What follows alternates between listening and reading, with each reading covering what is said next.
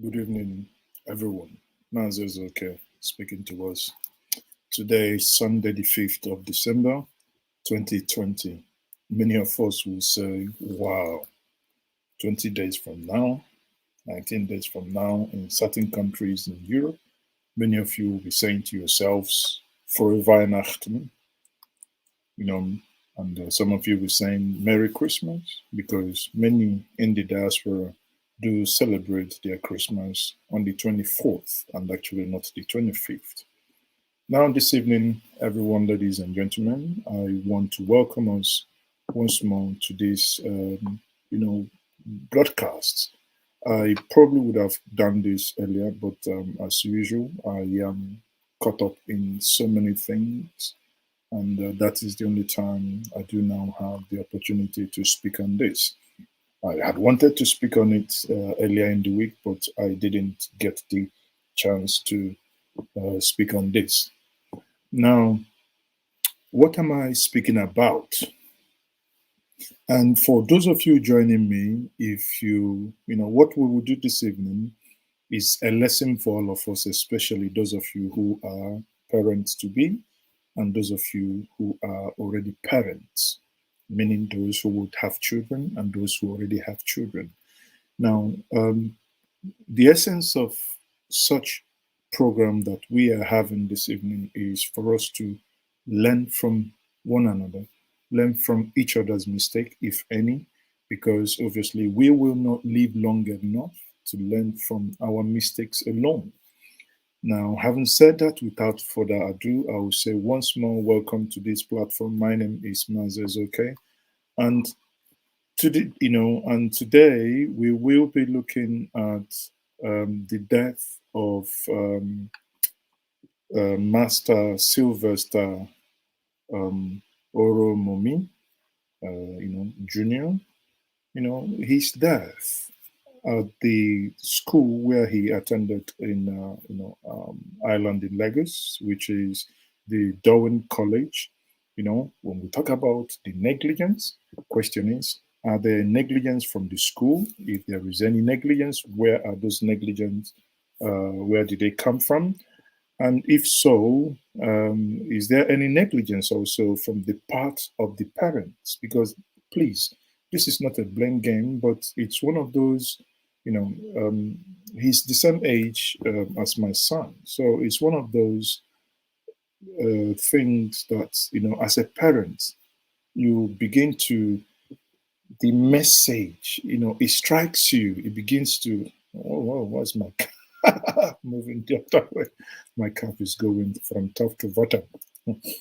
Well, come back to life. So, but it began, it's one of those things that begins to really hit home, and you say, wow, wow. So, this thing called bullying can actually take a child's life in this manner. And I find it, really, really heartbreaking. And before I continue, I would say, let me know where you're watching me from and make your comment. I would want, eventually, if you want also to make your contribution, I will give you time to join me either here in the studio or you can call over the telephone and let the world hear your own contribution. No one, not even me, is an island of knowledge. We learn from each other. Again, if you would want, tell me please where you are watching from and like and share this video. So let's get started. For background information here, for many of you who do not know the boy in question, the boy in question is late Sylvester Oromoni. Now, before his death, Sylvester was a JSS, that is what we call in Nigeria here, Junior Secondary School 2, because you have JSS 1, which is year 1, JSS 2, which is year 2. He was allegedly beaten, he was allegedly assaulted, and was forced to drink, what some people have alleged that it is a substance acid like, and that the boy eventually died. And the first day I saw the video, I couldn't make any sense out of it. I saw a video and I saw a young chap sitting down, and the mom was crying. They were rubbing stuff on his body. So I couldn't really make sense out of it. But also, there is a video or there is an interview with his dad, that I would eventually, that's going to form the basis of these, these evening conversation, and that would help us to understand the real deal of what really, really happened to this young man. And what happened to this young man should never happen to any other young man. This video in question is from the Punch newspapers. So Punch, I give Punch credit to the video that we're going to use in the analysis of this. Now, however, even today, the parents of the child that is already dead, that is parents of Sylvester, they celebrated his birthday that he was supposed to be 12 today. But sadly, just a couple of days, I think 4 or 5 days to his birthday, he died as a result of the injury inflicted on him by his own cosmate or classmates, however you may want to call that. And many Nigerians have really stormed the social media. Everyone is demanding for justice for Sylvester Jr. with their voices, and of course, condemnation of the act. Lagos State government, this time around, maybe because of NSAS, has reacted. And in their reaction, Lagos State government, through the Commissioner for Education, by name Mrs. Fola Shade, has ordered the indefinite closure of the Dowen College pending the outcome of the investigation. Now, this is where the story starts. Let's now get our seats and hear the real deal. Because at the end of the day, what we do here is we go to the right sources and we get these informations and we distill this information for us collectively. So let's now invite the father of the boy in question via the Zoom interview that was conducted by the Punch newspaper NG. So let's. He's the father of Sylvester Jr. Oromoni, a GS2 student of Dowen College, Lekki, who lost his life last week. And the father is going to tell us what happened. Already the school issued a statement yesterday saying that, the young boy had just a mild illness and was allowed to go home. And they denied any wrongdoing on their premises. So the father is going to tell us exactly what happened. And feel free to send in questions which we could direct to him. Good afternoon, sir. Good afternoon, my brother. How are you? Yes, fine, thank you. Let me first start by sympathizing with you and your family over this incident. People who send their children to school do so with the hope that their children will graduate and be able to do a lot with the degree that they've been given. Unfortunately, Sylvester's life has been cut short. Can you tell us exactly, can you narrate to us the events leading up to his death? Thank you very much. Sylvester Oromoni Jr. was my last child. His birthday is tomorrow. He's going to be 12 years tomorrow. He was born on the 4th of December, 2009. True CS out of 11. And it was the last. So for those of you, this interview in question was done on Friday. So, when he talks about is going to be 12 years old tomorrow, on Friday, referencing Saturday, which was obviously yesterday. So this is just for clarification here. Now, and as you can see, this is the dad in the middle. On the left is one of the sisters, and on the right is also one of the sisters. So some of you on the Dakar TV requesting to join the conversation. Obviously, yes, but let's get the background first. So once we do this and we get to the point where everyone obviously understands exactly hearing from the dad what transpired, you can now come in, and we will now collectively, as Ginger Media community, we will begin to look more into having individual comments and observations. And what happened was that I sent 4 of them to that school. The rest ones went to Benedict and other schools, but 4 of them, the one I sent to that school. The first one, God is great, finished some years, 2 years back. It's in Canada. Then the second one finished just this last semester, this recent WAEC, this last section. It's the one sitting on my right, the same school. Then this one I left, she's in SS1. And my son, Sylvester Oromoni Jr., was in SS2. It was not the 2 of them that were left in that school before this incident. Now, sometime October, before then, we've been experiencing so many things.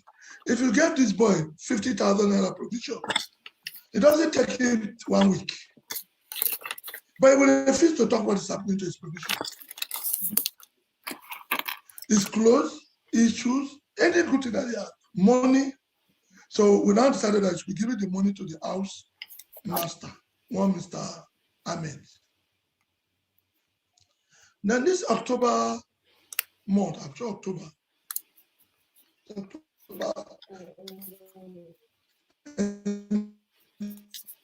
towards the end of October, they wanted to beat up our brother. What happened? So somebody told her that he said he saw a private part. Okay, so before we get to this segment, now here is one thing that I want us to be taking note of. The dad said that they normally give him 50,000, so within 1 week the money is finished. So when he asks, "What did you do with the money?" Now the boy says nothing, obviously, and they started giving the money to the housemaster. Now, early signs already is non-communication. There is a communication breakdown. The boy is not able to divulge what he's going through. Now, and as part of that is, again, what according to the dad, the missing items. When he goes back to school with some items, these items are no longer in his possession. So if these items are not in his possession, question is, where are these items? The boy said no, that in the hostel, they asked him, "Have you seen your sister's private parts?" So again, this is where one of the individuals being accused, the conversation is obviously like boys do, and they harassed him to admit that he has seen one of the sisters' nakedness, as if we may permit me to put it that way. But again, I think the dad will do justice to that and explain that more. Nakedness. He said, "No, they're my sisters. How can I see they are naked?" Then they started beating him. That unless he said, he should tell them he has seen their private part. That's the only way they will stop beating him. So he has to agree, yes, I've seen their nakedness. So one of these boys, what's his name? The Favor, is in the same class with you, the same set with this my daughter. It wasn't the one who informed you that your sister said, your brother said, "I see the private part." Yes, it was the one that told me. The same boy that threatened him to say, "I has seen his sister's private," went to the sister. This was the number I said, "He has seen your private part, your nakedness." That was why she wanted to beat her younger brother. So when the boy now explained, she left. So when they came to the house doing the beating, they brought up this matter. I said, "Okay, my senior son, who is in London now, Kenneth, his name is Kenneth." And I went to the school, called the school authorities, and I explained to them. According to them, they invited these boys. They even told us they suspended them, this same boy. So after the meet and greet, all of them went back to school. That was the first incident. But this one that happened last weekend. Last week. But we got the call on Monday. They called my wife on Monday. But I can't specifically say it happened on Saturday or Sunday. Because on Monday, it was a nurse from the sick bay that called. A nurse, not even the school authorities. Called that Sylvester Oromoni Jr. is sick, that is in the sick bay. That the parents should come and carry. That Monday it was late. And my son, the kid, the one that is in London, was also in worry. Myself was in worry. Then the mother too, all of us were in worry. Then one of our boy, his friends, we asked him to go and carry the boy on Tuesday from the school. What happened? We now called the house master, Mr. Ahmed. He now said, Sylvester Oromoni Jr. said he fell while playing football. Yeah, are you sure? So when the boy went to the school to pick him that Tuesday, the boy said, this one is beyond fall. That the whole body, if you even want to carry him, he couldn't move. If you want to carry him, anywhere you touch, he'll be shouting. And he will open his mouth, put his hand here. Then what happened? The mouth here started having sign of peeling. You know, like when fire burns somebody, immediately it will now peel to that red color, whatever. It will look dark first. Then finally it will now peel up. That was the beginning. So the boy now called my son, who is his friend, Kenneth. Said, this boy, body serious. The boy could not stand. The boy could not eat. The boy is shouting my mouth, my waist, my back, my chest, everywhere. It's okay. I now asked Kenneth to go to Lagos on Wednesday. So Kenneth now, he flew through Benin to Lagos. I went to Asaba. When he got to Lagos, got to the house, Kenneth now called me, my son had called me. Said, Daddy, this case is beyond me staying because he's traveling to London that Saturday. I said, okay, don't worry, I'm coming. In the night, nobody will sleep. You have to carry him to toilet. If you want to woo, you carry him. Anything, then you will turn him. He'll be telling you, press here, press my chest, my throat. Turn me, to carry the legs more small. Every part of his body. What happened? He will tell you, I fall. He will not tell you what happened. Fall. Your leg, the school said you have fracture in your leg. This fracture in your leg now turn to every part of your, including your mouth, inside your tongue, your throat. Okay. When I got to Lagos that Thursday, I asked my son, because he didn't sleep throughout the night. So go to your room and sleep. I will be with you. So I was the one carrying him throughout the night. Nobody sleep. I didn't sleep. So the evening I made some contact to get flight back to Warri with him that Friday. That was last week Friday. Flights everywhere is fully booked. Benin fully booked. Asaba fully booked. Warri fully booked. We now decided to take road. My son has a truck. Then me to have to have my mobile to come from Warri to wait for us at Nzego de Roundabout. Now, what we're going to do is because the dad did mention about something. The dad talked about how the young man was really feeling, when if they touched him, how he was feeling.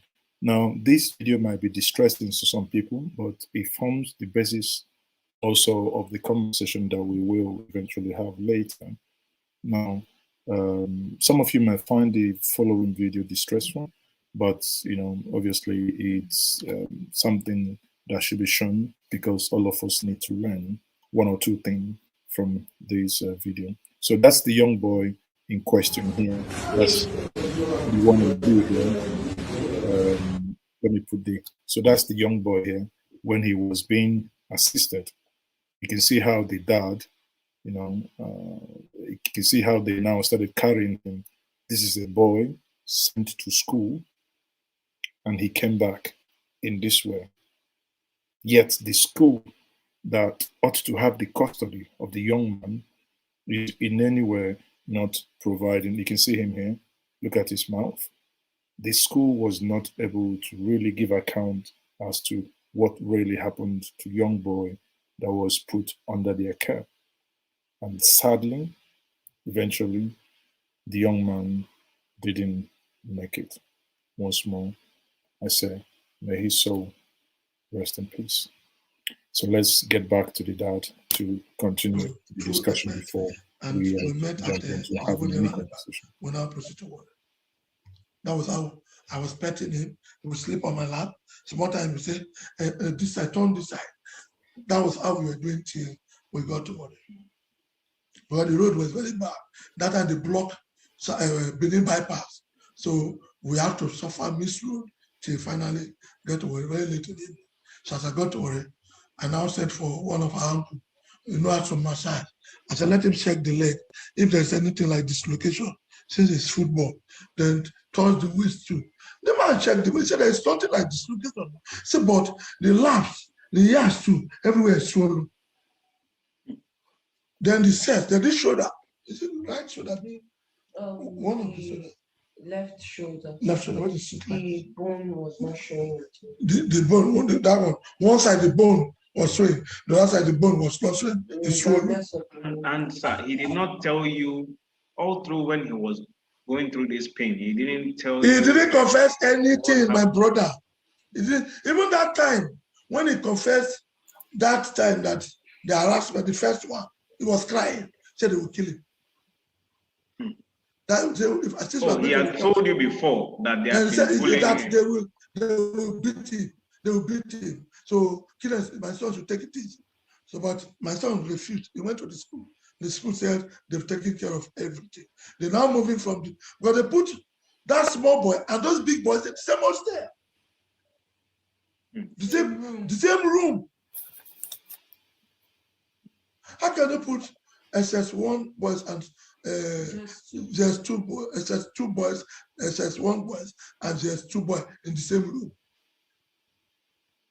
See? So they're now moving from that room to another room where it's made according to the school authority. They did that. Eh? Yes. My daughter said they did that. He has not been eating. They gave him a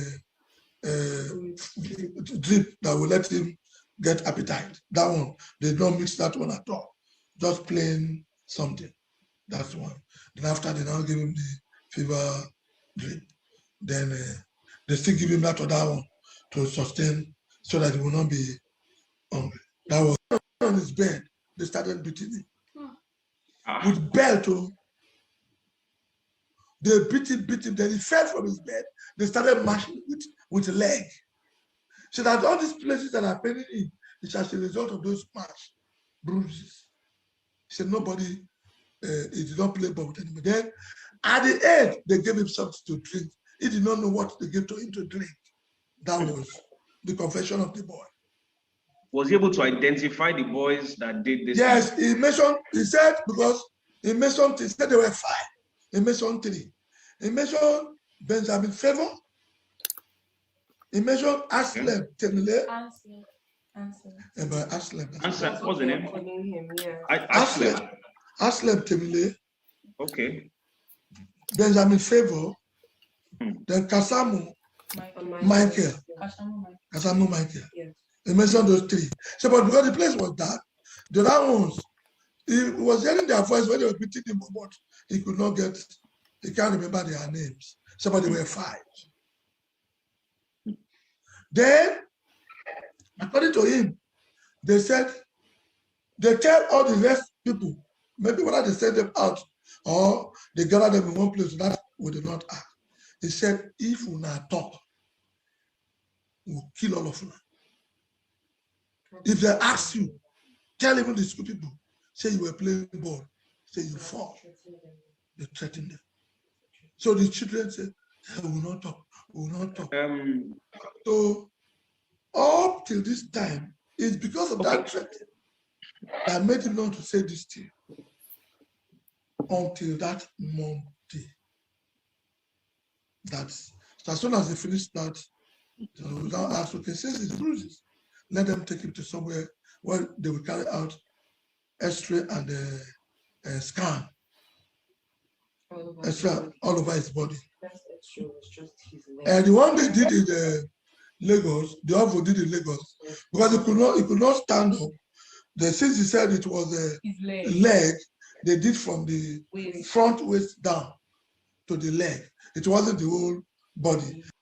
So during the incident, when my setmate boys heard, they were on third floor because they keep the SS3s and I think some of the SS2s on third floor. So all of my set boys went downstairs and took him. And the next day they came to school and they came to tell me, oh, Amira, see, we took your brother, don't worry, nothing happened to him. We took care of your brother. They almost beat him, but we took care of him. So I don't know if it's that feeling of, okay, they've protected you too much. Let's wait for your sister to go. Let's see what happens. So it's like every little thing he does is like they put their eye on him to make sure they do something to him. Because in GS1, the incidents we had were the provisions and his things getting stolen. Even the first week he started school, his things finished. And my mom went to Lagos to visit him because he's her last born. He just entered secondary school. She was in Lagos. She wanted to see him before she traveled back to Delta. So when he told her that, oh, my things were stolen, so she felt like he was being careless. She felt he was being very careless about his things. So she scolded him, but then they replaced the things. So from there, another incident about the provisions came again. So that's when he kept it with Mr. Ahmed. So they've been keeping it with Mr. Ahmed for a year now with his money and everything. So none of the things have been. So if any minor incident with his setmates should come up or anything, he always used to report to me. I was the one that they called this when this event happened in October, when my sister called me to complain that, oh, see what her friend told her, that my brother went to say that he saw me naked and all. And then I called him I called Mr. Ahmed's phone to speak to him, and I started scolding him. He was quiet on the call. That's one thing I had to understand, that he was quiet on the call. And normally, if you do something like that proudly, there's a way you also try to defend yourself. So, but he didn't try to do any of that. He was quiet, like, okay, I seem to deserve this. You understand? So when he told me that they beat him up, my brother called me later and was scolding me because I just left the school. So he's like, how can you just leave? And immediately, there must be something wrong. And he was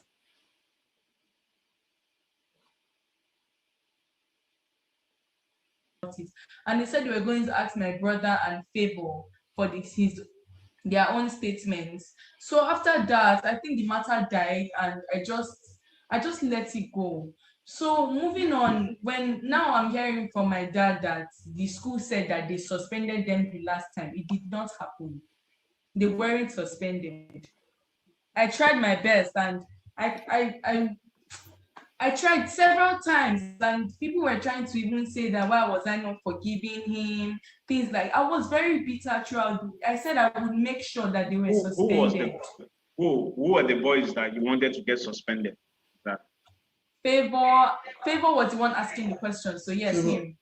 Favor Benjamin. Okay. Since this incident happened now, what action has the school taken? Is it that these boys were suspended? Because I'm hearing now, we're seeing on social media, they said the boys have been, if they've left Nigeria, some of them have flown out of the country. I don't know. What are you hearing? We will not know much about the boys' position now. The schools explained the position of those boys. Because as soon as they finished the confession that Monday, my son in London got a call across to the principal of the school. He called the housemaster, Mr. Ahmed. Mr. Ahmed, the housemaster. Yeah. What's the name of the principal? What's the name of the school principal? Mrs. Laiwola. Mrs. Adebisi Laiwola. Okay, Mrs. Adebisi Laiwola. Okay. My son in London, as soon as the boy finished that confession, mentioned those boys' He now placed a call across to the school. They called Ahmed. Ahmed was crying. Said, Ahmed, I want to see your face. I'm calling you on video call. Now, please talk to me on video call. I saw that. You saw that, eh? I saw that part, and they didn't want to let me know of what had happened. So they let me leave the place. Oh, they allow you to leave the place? Yes. They don't want you to know that they didn't want me to know that it's dead. Okay. So the faces of those boys. Tell Nigerians the true story of the death of Marshall. Because if you are playing football is not played alone. Those who played the football with him, there are those who were, like as he confessed, he was in the room. Those who were in the room with him, the other people that were in the school, the asked masters, and even if they are playing football, that's watching them. There must be somebody that is there, either asked master, security, or whatever. Okay, so you've heard this story and you have this narrative from the father. Now, this is the closest we can have, at least someone who is close to the boy in question, someone who is part of the family. In this case, he is the guardian to the deceased. Now, the reason why I chose this topic and the reason why this conversation this evening, and the reason why I would implore you, if you wish to call, the number to call here is +234-708-004-2206, and this is WhatsApp number only. Or you can see in the comment section where we've sent the link to join the studio here. Now, once we look at this, these are the points that I want to bring to us. One, we can see that there was initially non-communication. That's a very clear sign of bullying when the young man is being bullied and threatened at the same time that if he says to either the school or to the parents what is actually going on, then he is going to be harmed, and hence him not saying anything, even when the dad obviously the dad asked several times what the problem was, even the mom, the siblings. Now, at the same time, if you also know how these things happen, you can say that the school, I think, is where the greater tragedy happened, because the school failed in the duty of care. The school failed to take care of a boy that was handed over to them. I think we have our first caller from the United States of America. So, hello, caller. Who am I speaking to? Yeah, Mazi, good evening from here. My name is Opara Onyebuchi. Yeah, Onyebuchi, good evening. Thank you, Mazi.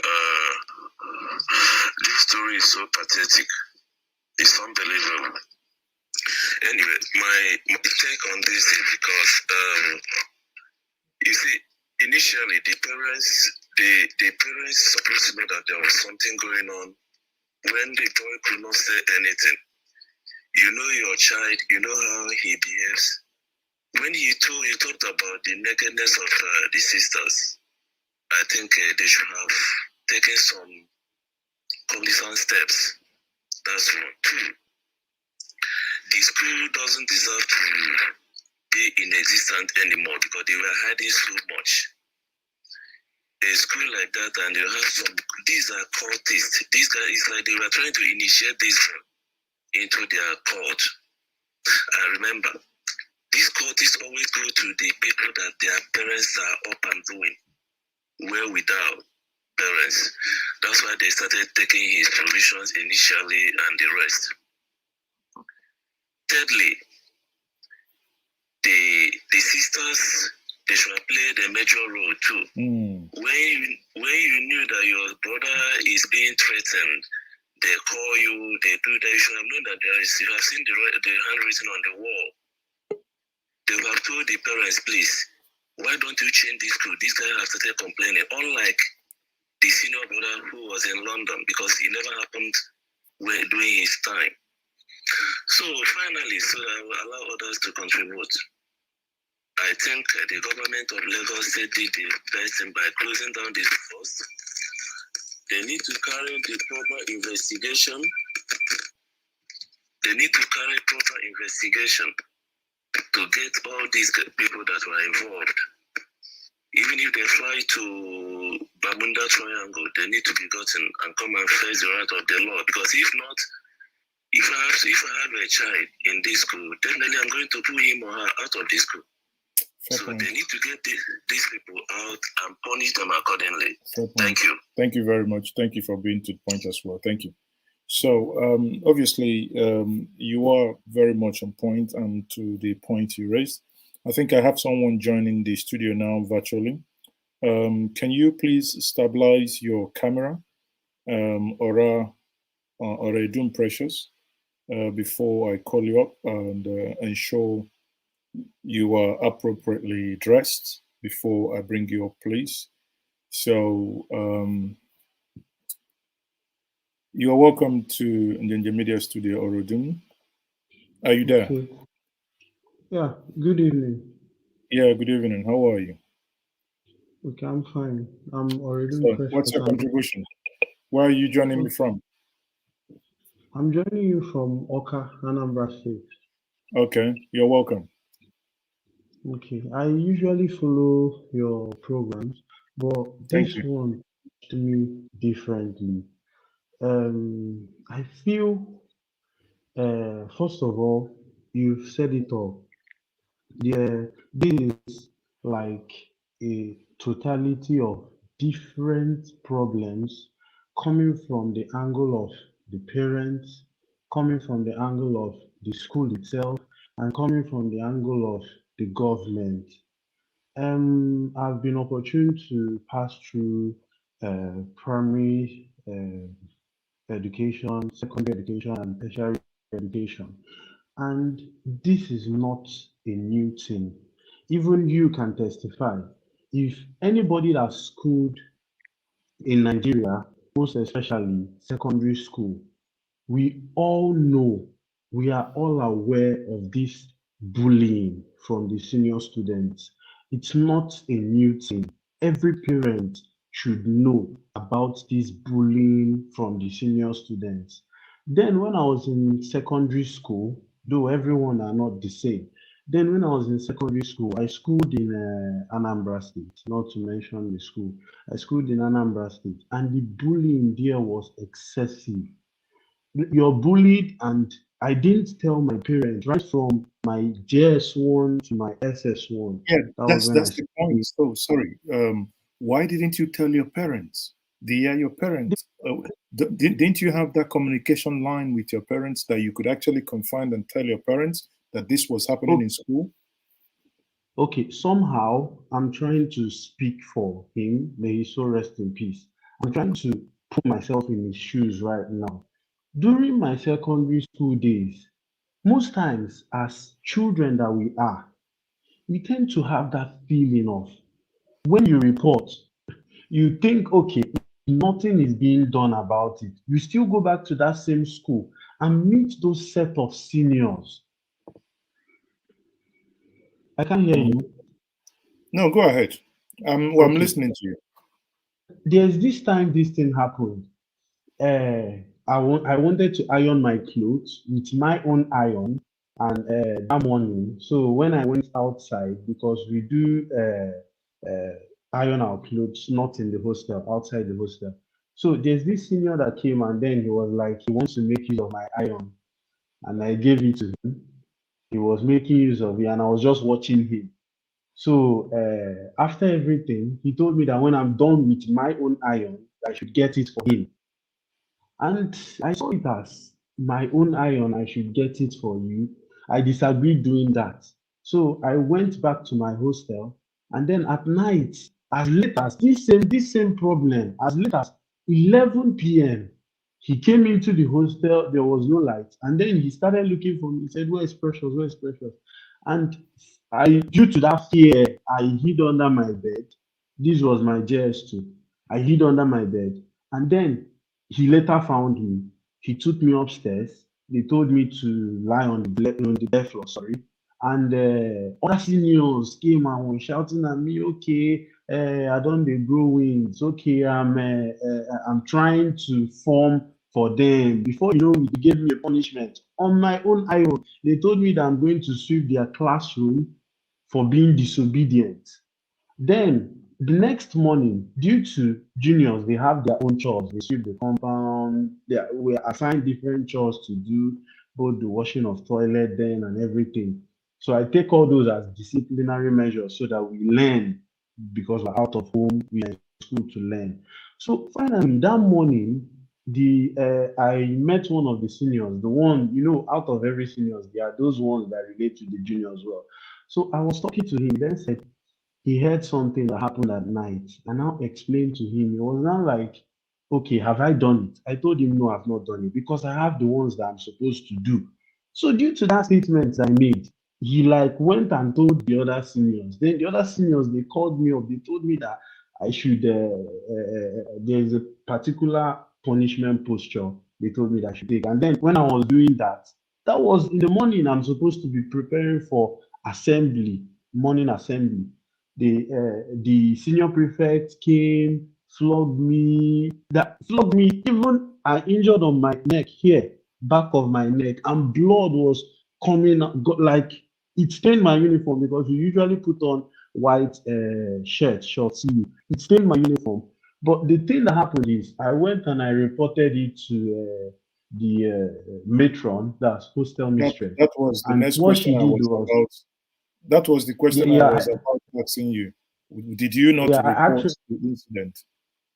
yeah, I actually reported the incident. So when I went to the matron, I reported it. Then what she did was she called the senior prefect. She cautioned him and told him to apologize. So of which he did. But this doesn't stop there. This doesn't stop there. You need to create measures. Like measures need to be put in place. It doesn't just stop at don't flog again. Watch what you've done to this person. Measures like when a particular senior student have known that his mate was being sent out of school, not suspension, expulsion, like stringent measures, not just like I heard what the sister to the boy said, the deceased said. She was like suspension, and I felt I was like, if you suspend these people for 1 week, probably they are going to come back at you. That would have been the case. Even if it didn't happen this way, it's going to happen the other way around. And again, the government need to, it's not all about opening up schools because of the knowledge that they get there. People come from different walks of life. Okay, yeah, as you know, they are from Delta State, I think Warri, and they went all the way from Delta to Lagos. Some people would come from the northern region to that school. Some people would come from the southern region to that school. So many places they come together. And these things are people coming from different families that have different ideas. There are some people that their parents do scold them like very well. This is how they're trained. And some people doesn't know what it means to be flogged. So you bring all these people together in one environment. One thing you would know is there might not be that understanding. Due to this person is being trained this way, he feels okay, this is the right way to be trained. Okay. And this person has not, like, you've not experienced such training whereby you're being flogged 20 strokes of the cane. And some people you might flog someone 50 strokes of the cane and the person comes back and is okay and is doing that same thing again. And there's some people you would flog 50 strokes of the cane and is hospitalized. So those are the things that we should check. There's the problem of the government, whereby they don't watch these schools. These schools are meant to be kept on watch, not just to open schools. Are you paying the tax, the money you're meant to be paying to the government? Are you doing this? Do you have complete number of lockers and the rest of them? Do you buy textbook from our board and the rest of them? They are meant to go out of their way to monitor these students. I think they do this in the Western world. I don't know why it's not being adopted here. And Okay. then Thank you. parents, Thank they you. should monitor their words more closely and listen to what they say. Okay. Thank you very much. I do appreciate I appreciate the insight you've given as someone who obviously was once part of the private school system. And I do believe that once, you said you schooled in Nauka and you did stay Yeah. in dormitory, right? You stayed in the boarding Yes, school as I well. yes I did. Okay, so it is indeed unfortunate, but again, like one of the comments here read, I think that's from Ken Ribar. Obviously, in his submission, he says that it is easy now to point out these things, now that it is very obvious that these things are happening. But again, um, you know, as parents, most times people don't think it would actually happen to their kids, but this is indeed an eye opener. And once more, um, Oredum, thank you very much. You made indeed fantastic points, and your points are well taken. But at the end of the day, this is the reason why we're here to learn from one another. One thing, even from what you said, that I can link to the incident of this Sylvester is where you were punished, and apparently there wasn't Yeah. appropriate punishment for the individual that actually did that to you. I think one of the things governments would have to do more is in encourage the schools to have a process of escalation. That if someone, even if it means even if it means anonymous, that if someone notices that Mr. A, or rather Master A or Student A, is doing something to Student B, and they are afraid, they could actually have something like um, box, either complaint box, letter box, whatever it is, where students can go in, put in, and say, this is anonymous. Nobody knows who wrote it. They say, this is happening. Please look into it. And I think Okay. another failure that I found in this story is I mean, honestly, this young boy was failed by a lot of people, and that must be said. I watched a video where the mom was crying, saying that he should have, she should have, you know, insisted more. Like one of the time, the mom said, once he was about going back to school, and he said, "No, mom, please, can you change school for me?" And the mom said, "No, I don't want to change school for you. Sorry, okay, why?" And the boy said nothing, and the mom didn't dig deep. Now, if a child says something like that, I think it behoves on the parent to really find out why. If it's on a frivolity, oh, I don't like the school, maybe my friends are in the other school, for me, that's more like frivolity. But if I believe that that point, which the mom now regrets, obviously, but no one is to be blamed in this point, I believe if Yes. the mom Yes. at that point really insisted in finding out what was the issue, maybe the young boy would have opened up at that point. But again, the rest is history. So the housemaster, I think this is not only a case of the principal, the housemaster has a case, really a deep case to answer. I think he's Mr. Ahmed or whatever it's called. I think he has a deep case to answer because these children, or housemaster, house, whatever they call the individual, these children are left under your care. And at night, something like this is Yes. happening. It makes me now to begin to actually think maybe, the school should start thinking of putting CCTV in the dormitories, because if it's an open dormitory, they could have Yes. one CCTV there that could begin to capture what happens at night. Okay, while these children are sleeping, I mean, it's not infringing on their rights, it is for their safety. Okay, so Yes. it will help to minimize someone waking up around 12 midnight, opening somebody's locker, stealing something. So that will stop. This type of abuse would also stop. I believe these are things schools, those of you who are watching now, should begin to think of doing, getting, using technology to fight this thing, because it is unbelievable that a child that was sent, and millions, that must also be emphasized, millions paid for you to take care of this child. I believe this child, you know, a lot of people failed Sylvester, and that is the sad part of it. A lot of people failed him. Yeah. So your Okay. concluding thought before I let you go. Thank you very much. A minute of my final contribution. Another thing I noticed is most parents feel that think annually or termly PTA meetings that are being convened by the school, they feel it's all about come and make your donations maybe towards the development of the school. Most times they don't know that these things go a very, very long way. When you go there, without the parents bringing in their words to the school, there is no school without the words of which you would agree to. Sure. So when you go there, when you go to these PTA meetings, that's where most rules and regulations that guide the schools are being made.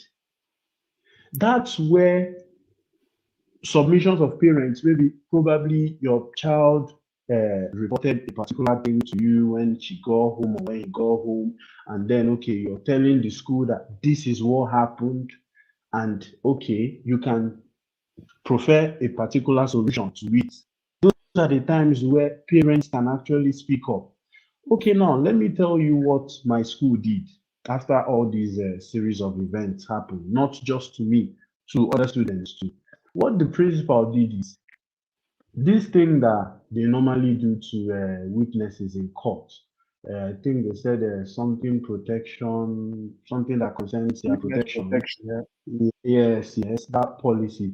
They, if a student, a junior student, reports a particular thing that a senior student does, there is this protection uh, strategy that our principal adopted then that made junior students to speak up the more. Do you know that something as little as eating a junior student's food gets reported the next week, Monday? And the next thing the principal does is he finds out a particular stringent punishment. Like you're going to do hard labor, and not just that, you don't that like it's like you're signing a particular statement that you're not going to go close to this student. In fact, that particular senior student now is scared of that junior student because he gave more power to the junior student than the senior student. Because the junior students now have the power of their voice, and he removed the authority of a senior student to be able to flog a junior student. Any junior student that does something wrong is being reported to the housemaster, and then the housemaster takes responsibility of. Because I don't see a situation whereby these students, I was opportune to see some of their pictures, though unconfirmed. They look so young, and I don't see you charging them to court. I'm not sure it will result in anything I good or don't. I don't. something profit. I don't know the legal part of it, if they would eventually be charged to court. But obviously, I don't think it will be without any form of consequences. That is, obviously. Yes, It's yes. it's So it's it's there is a lot to do with the safeguarding issue here, and I think if you actually look at it, it's the same thing that eventually plays out in the larger society where people are being lynched and without any form of confirmation. People stand by and watch, because I feel like not only that the school authority failed, the housemaster, parts, some minor blames could go to the parents for not really pushing yes, hard to find, maybe little to the with the sisters or the siblings, but again, more also to the colleagues, who were in that hall, None of them was able to do army ball a little bit because all they needed to do is to do some army ball. But again, another story that I read this afternoon says that when they told the housemaster, and he now was saying, yeah, they stuck with the story of football, so let them not. But at some point, I'm like, are these people normal? If this boy has this level of pain, and someone who, in his right sense, is talking about football on his leg, but he has neck pain, he has mouth, in everything, and nobody actually. And one thing that actually baffles me the more is what is the substance that was given to him to drink? Yes. The substance, how come young children of 11 to 15, 16 marks have such substance in school? So, there is a lot, there is indeed a lot that the school has to do to really, really convince people that they are serious. If not, honestly, with this incident, one should think any parents that really, unless the school really does a lot, restructures a lot and rejigs a lot. But one of the things, like I said before, that they must do will be to have a CCTV because that could have given clues to what happened, you know, because these CCTVs are night vision, so they, it doesn't matter even, for the safety of the children as well, they should, because things could crawl in at night. So if CCTV is there, someone should say, okay, this person, why did you stand up? Why did you abuse? Because we're talking about only physical abuse here. We've had stories where it goes beyond physical abuse, and people are, other things happen. That these things, I believe, with CCTV for such big dormitory in one corner, mount the CCTV, and these things should be taken care of. Just Go like ahead. the story that unfolded about the little girl, I just heard that. I'm surprised. The one that happened earlier this year. I'm not sure about the timing. I think earlier this year about the school student, a girl that they found. Think something about condom, and she died due to that. So all those Exactly. things Yeah. Yes. There was this girl. Yes. I eventually she died as well, and they called the parents to come and pick her up. Eventually, I think it's happened so much time that the system. Everybody needs to really wake up and do the needful. the Thank you very final much. final advice I'll be giving to the parents is legally, if you want this case to hold water, I'm not in support of their statement for those senior statement or the school statement. I'm in support of those friends of his coming out to debunk the claim of them playing football, like strongly debunking that because if they don't, the school has made it look like it was during a football match. But if those friends doesn't come out as witness, most times as a learned person, you would know that in order for a case to be to be substantial, you would need to have witnesses, people that will come out to say, okay, this is what happened, this is what really happened, this is what Sylvester has been passing through. And it's those his mates that can do that thing, not the parents' word for the school's word. So that's the Yes. advice I'm giving to the parents right now. Okay. Thank you very much. Thank you for joining me. You're welcome, and Thank hope you. to have you another time. Thank you, and keep.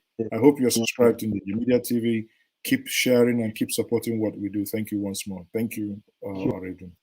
So, people, like the other caller said, and like Oredum now also, who is a byproduct of dormitory, or rather boarding school, as some people may wish to call them. Maybe we are the old school. We still call them dormitory. But be that as it may, it is indeed a sad story to listen, or listening to the father while he was making that. I honestly, I felt sad, and I say once more, may his soul rest in peace. On that note, because I do not want this conversation to drag for so long, we will be wrapping it up now, and I will say to us all, because it is now 5 minutes to 12 here in Nigeria. And I'll say to us, good night, good morning, good afternoon. For those of you who are watching from outside Nigeria, many of you in the United States, it is now your afternoon. Some of you in the Southeast Asia, it is now your morning. And I say good morning to you all. Once more, I am Mazi Ezoke. Please like, share this video. Let us also pray for the soul of the young man that has died, and we demand that justice be done so that others will not go this way. Thank you and good night.